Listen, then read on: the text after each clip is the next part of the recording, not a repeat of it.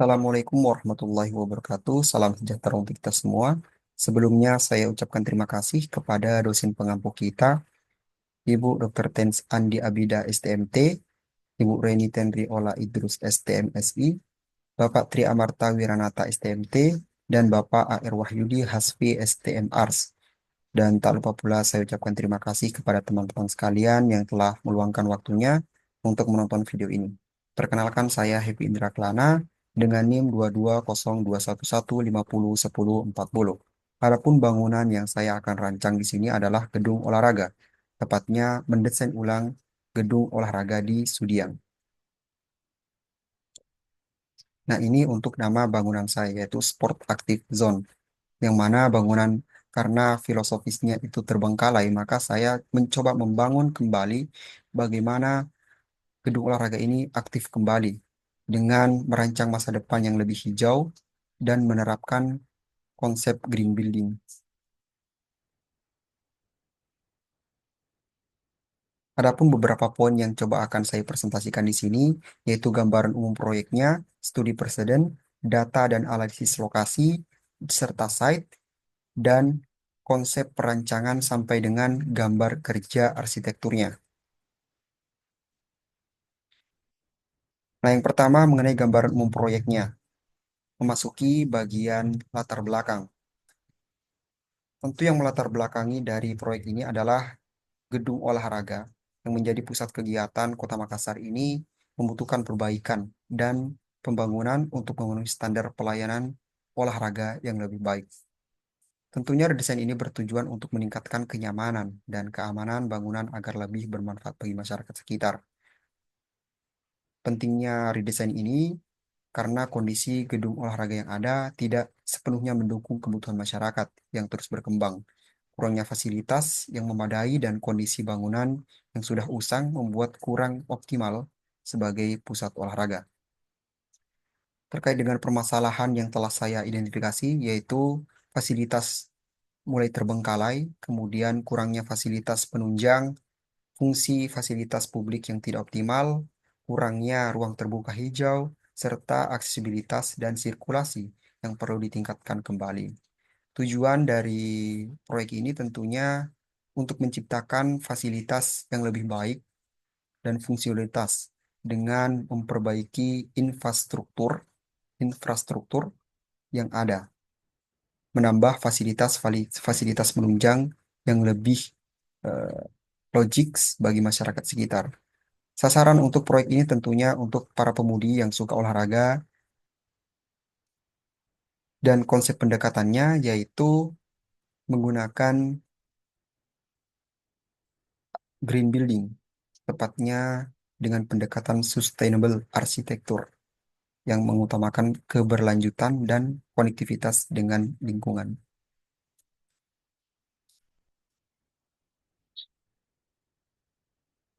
Yang menjadi studi preseden pada proyek ini yaitu Gedung Medellin Sport Coliseum Colombia dengan arsitektur Giansergio Mazzanti Felipe Meira, yang mana desainnya ini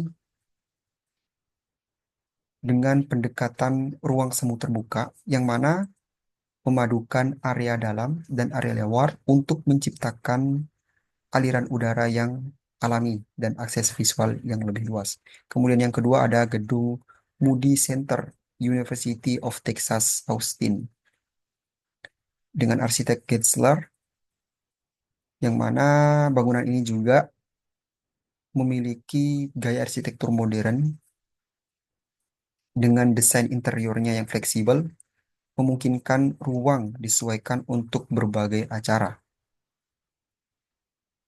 Nah, ini yang nantinya coba akan saya terapkan pada bangunan yang saya akan rancang. Kita memasuki pada analisis lokasi.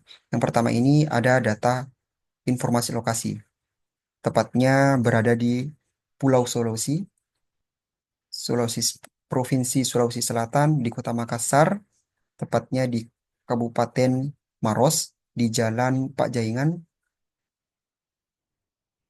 dengan aturan RT RW yang berlaku bahwa lokasi ini sebagai pusat kegiatan bisnis global, perumahan kepadatan sedang dan tinggi, kemudian sebagai pusat kegiatan perdagangan dan jasa, kemudian sebagai pusat pariwisata, pusat pelayanan, dan tepatnya serta tentunya menjadi pusat pelayanan olahraga.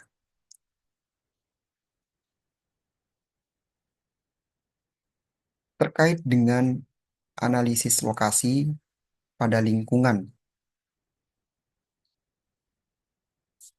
dari radius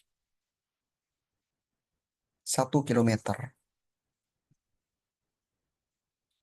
maaf, dari radius 3 kilometer ini terdapat fasilitas umum seperti taman, kemudian jalan yang dapat diakses itu jalan tol Insinyur Sutami, kemudian ada jalan prioritas kemerdekaan yang menghubungkan ke berbagai wilayah. Kemudian untuk area huni di radius 3 kilometer ini ada Citraland Talasa City, kemudian sebagai pusat perbelanjaan di zoning ini yaitu ada Plaza Mall Makassar. Di radius 1 kilometer itu terdapat fasilitas umum sebagai bundaran perumahan yang dimana ada banyaknya aktivitas-aktivitas olahraga di sana. Kemudian jalan yang cukup dominan di radius 1 kilometer ini yaitu Jalan Sanrangan dengan Jalan Deng Romang. Kemudian area huninya di area ini yang cukup menonjol yaitu ada permukiman warga, kemudian Perumnas Sudiang sampai dengan perumahan Dayak Residen. Jadi ini adalah area hunian yang cukup menonjol di radius 1 kilometer. Kemudian ada di radius 500 kilometer itu fasilitas umumnya ada rumah sakit di dekat lokasi, kemudian ada lapangan atletik. Untuk jalannya yang cukup menonjol tentunya di Jalan Pak Jaingan, Jalan Laikan, dan Poros Hartako. Pusat perbelanjaan di sekitar site ini ada toko olahraga, kemudian area huniannya yaitu permukiman warga. Nah, yang menjadi potensi dari analisis ini yaitu lokasinya cukup strategis, kemudian ketersediaan ruang terbuka hijau, dan yang ketiga itu dekat dengan kawasan transportasi atau bandara. Kemudian yang menjadi permasalahan dari analisis ini minimnya fasilitas penunjang ekonomi di radius 500 meter, kemudian fasilitas umum di radius lebih kecil belum optimal untuk mendukung aktivitas gedung olahraga. Kemudian yang ketiga itu konektivitas lokal memerlukan perbaikan untuk meningkatkan daya tarik penunjang. Nah, yang menjadi sintetisnya menurut Edward D. White dan D. Kaching itu menekankan perancangan harus mempertimbangkan konek, koneks lingkungan fisik, sosial, dan budaya. Yang menjadi outputnya adalah meningkatnya, meningkatkan aksesibilitas, mengembangkan fasilitas ekonomi, dan memaksimalkan ruang terbuka hijau yang ada.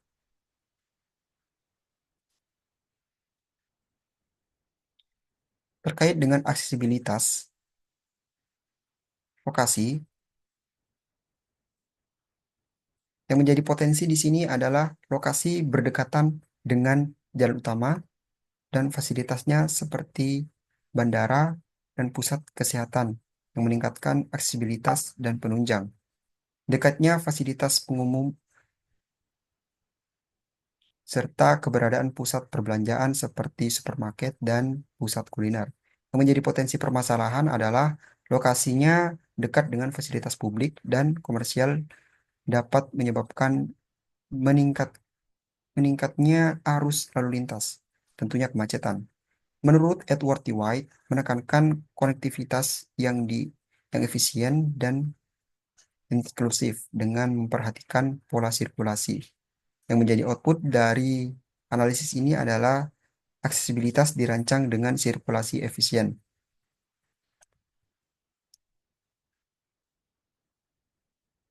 Terkait dengan analisis lokasi human and culture atau sosial budaya, bahwa Lokasi ini memiliki potensi yang cukup besar di mana komunikasi yang mendukung gaya hidup aktif, kemudian partisipasi masyarakat dalam kegiatan budaya olahraga, kemudian adanya identitas budaya Makassar yang unik dan menjadi inspirasi untuk menciptakan bangunan yang mempresentasikan nilai-nilai lokal.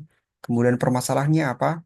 Kurangnya ruang publik yang terintegrasi dengan nilai budaya, kemudian modernisasi dapat mengikis nilai-nilai budaya, dan yang permasalahan ketiga itu adanya seniman mural yang mengecat dinding sembarangan. Menurut D. Kaching dan Edward T. White itu, desain harus menghormati nilai-nilai budaya dengan keseimbangan masyarakat dan kebutuhan manusia setempat. Outputnya menyediakan ruang terbuka yang dapat digunakan untuk pameran budaya, pertunjukan seni, atau festival lokal, yang mana mampu menyadarkan dan meningkatkan kesadaran masyarakat. Terkait dengan iklim dan cuaca, tentunya di lokasi ini ada dua iklim, yaitu iklim tropis, yang mana ada dua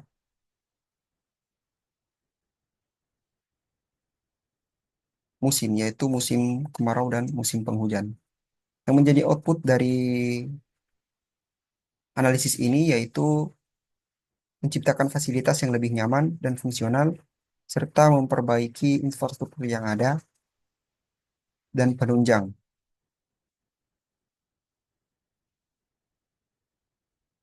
Nah, memasuki pada poin analisis site, ini kita yang pertama adalah data informasi site, di mana site ini berada di kawasan pusat pelayanan olahraga, tepatnya di Jalan Pajaingan nomor 73 Sudiang Raya, Kecamatan Biringkanaya, Kota Makassar, Sulawesi Selatan, dengan titik koordinat -5, 10, 5, 2, 2, 5 Selatan, 119, 5, 2, 6, 4, 4, 2 Utara. Ukuran site sendiri itu luasnya 42 meter persegi, kelilingnya 830 meter. Kemudian lebar jalan utama di depan itu Jalan Pajaingan itu 12 meter. Kemudian KDH 60%, KDH itu 40% dan KDB 60%. KLB-nya itu adalah 16, GSB-nya 7 meter. Batas-batas site sendiri itu arah timur. Arah timur itu berbatasan dengan lahan kosong. Kemudian arah barat itu berbatasan dengan area bermain yang telah terbengkalai atau tidak terpakai lagi. Kemudian arah utara berbatasan dengan Jalan Pajaingan. Arah selatan itu berbatasan dengan lahan kosong. Nah, terkait dengan aturan site sendiri itu berdasarkan aturan RT RW yang ada, bahwa terkhusus Kecamatan Biringkanaya termasuk dalam pusat kegiatan bisnis global, perumahan kepadatan tinggi, pusat kegiatan perdagangan dan jasa, pusat pariwisata, pusat pelayanan penelitian dan pendidikan tinggi, serta pusat pelayanan budaya dan pusat pelayanan olahraga.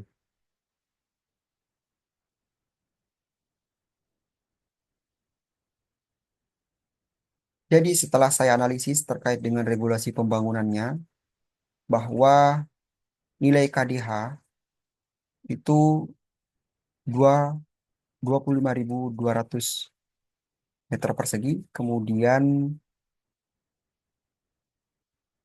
KLB-nya 84 meter persegi, dan GSB-nya itu 11 meter. Yang menjadi output tentunya memanfaatkan KDH yang diperbolehkan untuk membangun fasilitas utama dan fasilitas penunjang lainnya, serta menciptakan area hijau yang dapat difungsikan sebagai buffer alami. Terkait dengan topografi dan vegetasi, sekitar site ini terdapat beberapa pohon peneduh. Untuk konturnya sendiri atau topografinya sendiri itu relatif datar. Jadi yang menjadi outputnya Kondisi lahan datar akan dioptimalkan untuk perencanaan fasilitas olahraga yang memberikan tampilan yang dinamis, namun tetap ramah bagi pengguna dan akan mempertahankan beberapa vegetasi serta menambah vegetasi penduduk di lokasi strategis untuk memaksimalkan kenyamanan bagi pengguna. Terkait dengan view, untuk arahnya, arah utara itu berbatasan dengan area permukiman dan rumah sakit, kemudian arah barat itu akan tampak area jogging track yang tidak digunakan kembali. Kemudian arah selatan itu terlihat lahan kosong. Kemudian arah timur itu area tampak area komersil dan persawahan. Nah, yang menjadi output dari analisis ini adalah memanfaatkan pandangan langsung ke Jalan Pajayengan sebagai tampilan utama yang memperkuat identitas gedung olahraga.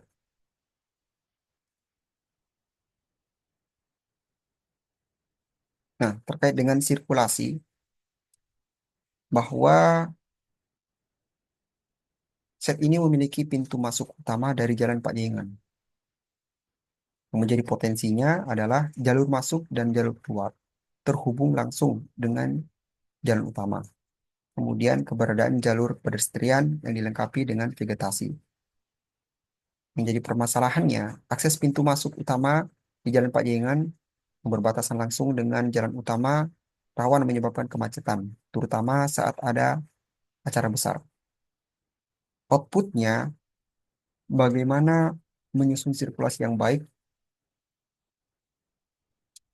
yakni dengan sirkulasi site dirancang dengan jalur kendaraan dan pedestrian yang terpisah, dilengkapi zona drop-off strategis, serta aksesibilitas optimal menuju dan dari area bangunan untuk mendukung kelancaran aktivitas pengunjung.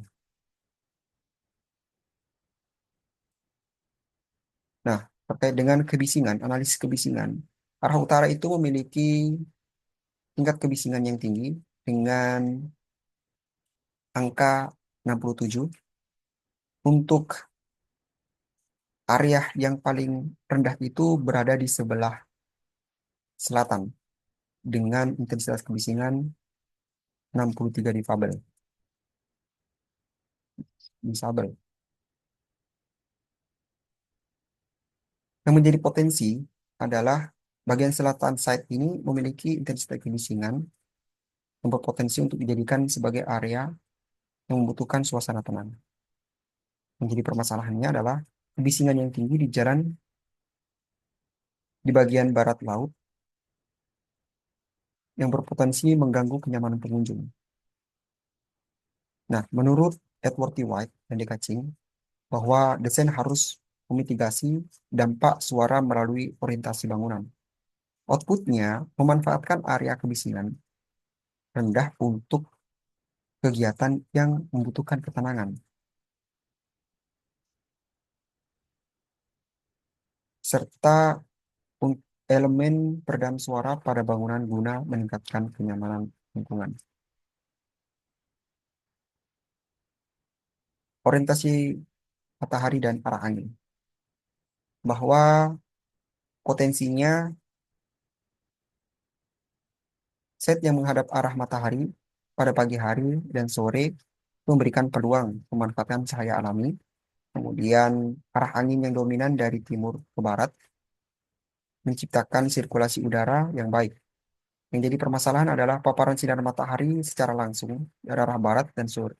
Dari arah barat pada sore hari dapat menyebabkan meningkatnya panas yang signifikan.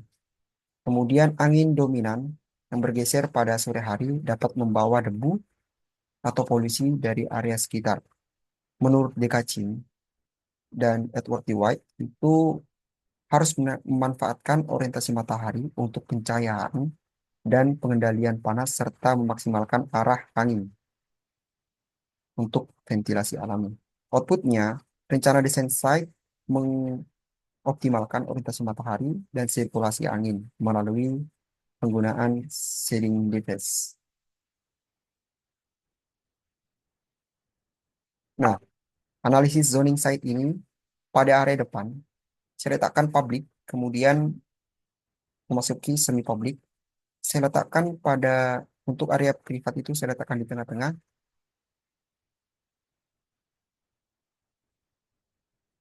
agar pengguna tetap merasa aman dan nyaman.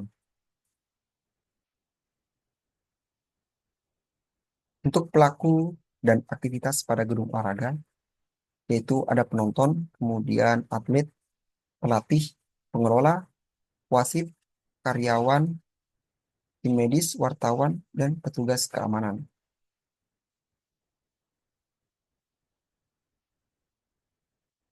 Untuk kebutuhan ruangnya itu tentunya menjadi beberapa poin penting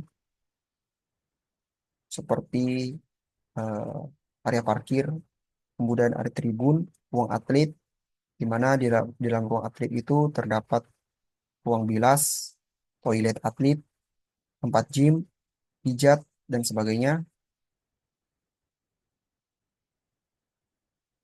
sampai dengan eh, pelaku petugas keamanan itu memerlukan ruang CCTV dan keamanan.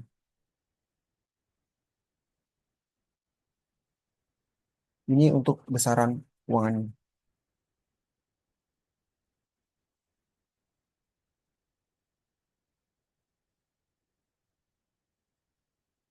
Selanjutnya, diagram bubble. Di sini saya membangun, memiliki 3 lantai. Jadi, setiap ruangan saya mencoba desain untuk saling berhubungan dan saling mengikat.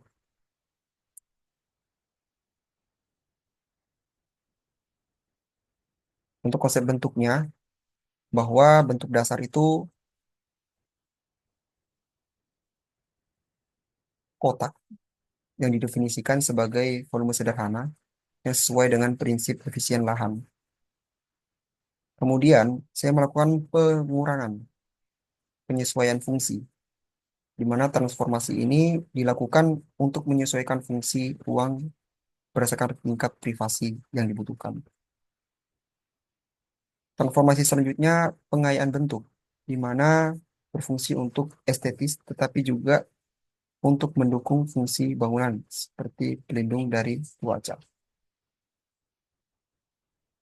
Nah, untuk yang terakhir itu penyempurnaan bentuk. Pada tahap terakhir ini, masa bangunan diintegritaskan lebih lanjut dengan elemen lingkungan, seperti podium atau teras bertingkat,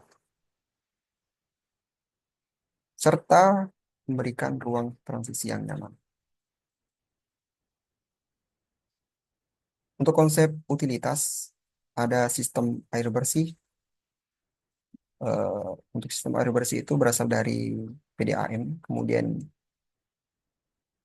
memasuki grand water tank, kemudian dipompa ke atas, kemudian ke jaringan distribusi. Untuk sistem air kotornya sendiri itu limbah padat, kemudian septic tank ke resapan.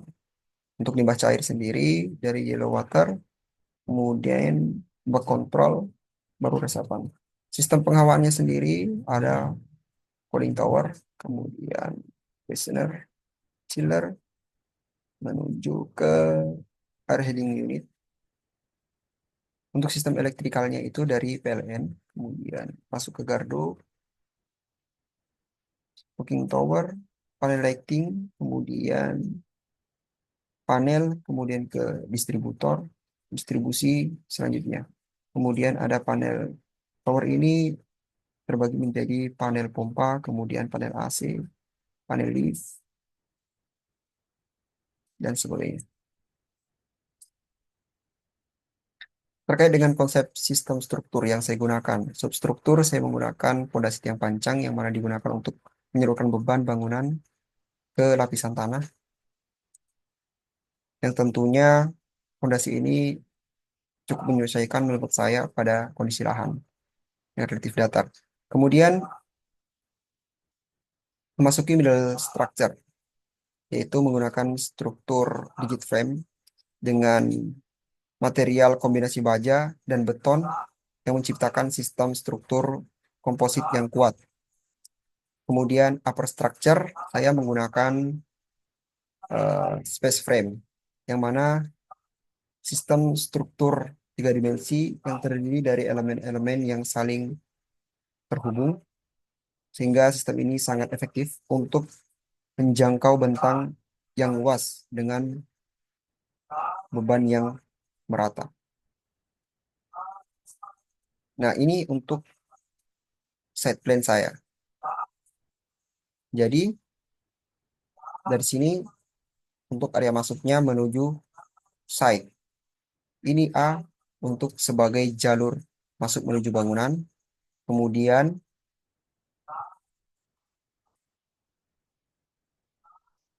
B ini untuk jalur keluar dari bangunan. Kemudian C area jogging track. D untuk retail. Dan E ini ada lapangan outdoor. F untuk area parkir. Di sini ada area parkir VIP dan atlet. Kemudian G ini adalah bangunan utama saya. Ini untuk denah lantai satunya. Kemudian ini denah lantai dua.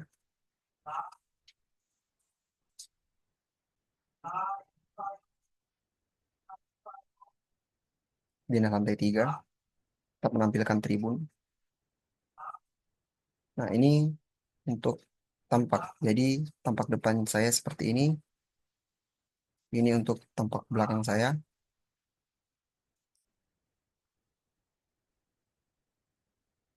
Ini tampak samping kanan. Dan ini tampak samping kiri. Ini potongan dari bangunan saya.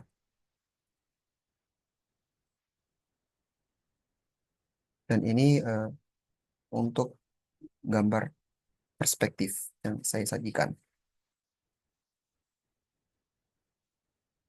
Sekian dan terima kasih.